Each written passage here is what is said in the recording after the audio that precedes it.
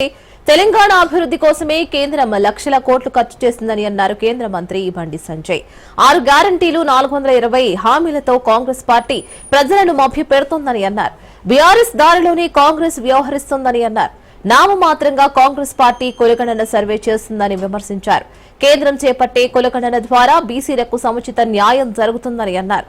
తుపాకులతో అడవిలో ఉన్న వారితో చర్చలు ఎలా జరుపుతారని ప్రశ్నించారు. హరగోపాల్ వరవరరావు ఏం సాధించారో సమాధానం చెప్పాలని డిమాండ్ చేశారు. ఎంతో మంది రాజకీయ నాయకులను మావోయిస్టులు కాల్చి చంపారని, పహల్గాంలో టూరిస్టులను టెర్రరిస్టులు కాల్చి చంపితే ఇక్కడ అమాయకులను మావోయిస్టులు కాల్చి చంపుతున్నారని ఎద్దేవా చేశారు. కాంగ్రెస్ రేవంత్ రెడ్డి గారు కేసీఆర్ గారు పోటీ పడుతున్నారు. మరి కేసీఆర్ గారు 10 సంవత్సరాలు అధికారంలో ఉన్నప్పుడు మరి మావోయిస్టుల నిషేధం ఎందుకు ఎత్తాలే? అప్పుడు వాళ్ళకి ప్రేమ ఎందుకు ఉడకరాలే? మరి రేవంత్ రెడ్డి గారికి నిషేధం ఎత్తేసే దమ్ముందా? మరి మీ పార్టీ నిషేధం ఇచ్చింది కాంగ్రెస్ పార్టీ.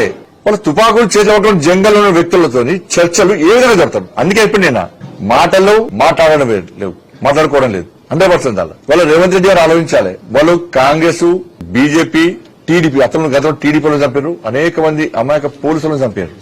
వాళ్ళ హరగోపాల్ గారు వరవరవారు ఉన్నారు. ఇలా వయసు మీద పడ్డది. వాళ్ళు చెప్పాలి మీరు ఏం సాధించారు. వాళ్ళ హరగోపాల్ గారు వరవర గారు మీరు ఏం సాధించారు? వాళ్ళ ఎన్నో శవాలు మోసారు, ఎన్నో హత్యలు కన్నారా విషయాలు. మీరు సాధించింది ఏంది? చివరికి వచ్చింది ఏంది? మీరు చర్చలు జరుపుదాం రండి అంటున్నారు. మీరు ఇలా మీ పరిస్థితి ఆడికి వచ్చింది. వాళ్ళ వీళ్ళు చనిపోయినా వాళ్ళు చనిపోయినా ఎవరైనా ప్రాణమే దాన్ని మేము వ్యతిరేకిస్తుందని. ఏ తుపాకీని నమ్ముకున్నారో అవే మీ ప్రాణాలు తీస్తాయి. కానీ కుమ్మి కోసం పోతుంటే మైన్స్ పెట్టి చంపే పరిస్థితి అన్ని మైన్స్ దొరికినాయి వాళ్ళ పేల్చేటువంటి ఛత్తీస్గఢ్ బార్డర్ లో. మళ్ళీ ఏమంటున్నారు? గిరిజనులకు అన్యాయం చేస్తున్నారంటే నక్సలిజం వేరు, మావోయిజం వేరు, గిరిజనులు వేరు.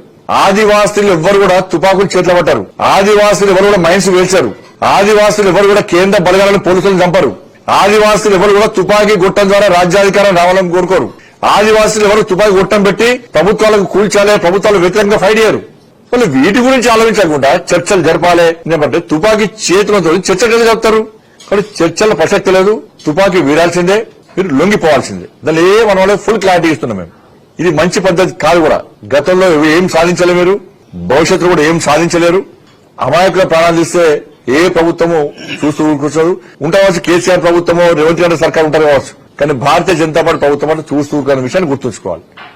ఏం తెరలేదు. అక్కడ చంపి అమాయకులను చంపినారా? ఎలా పాల్గాంలా అమాయకులను చంపారు, ఇక్కడ మీరు చంపుతున్నారు. కానీ పద్ధతి మంచిది కాదని చెప్పి భారతీయ జనతా పార్టీ కోరుతున్నది.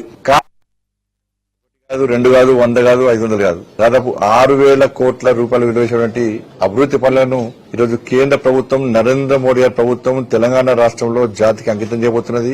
వివిధ పనులకు శంకుస్థాపన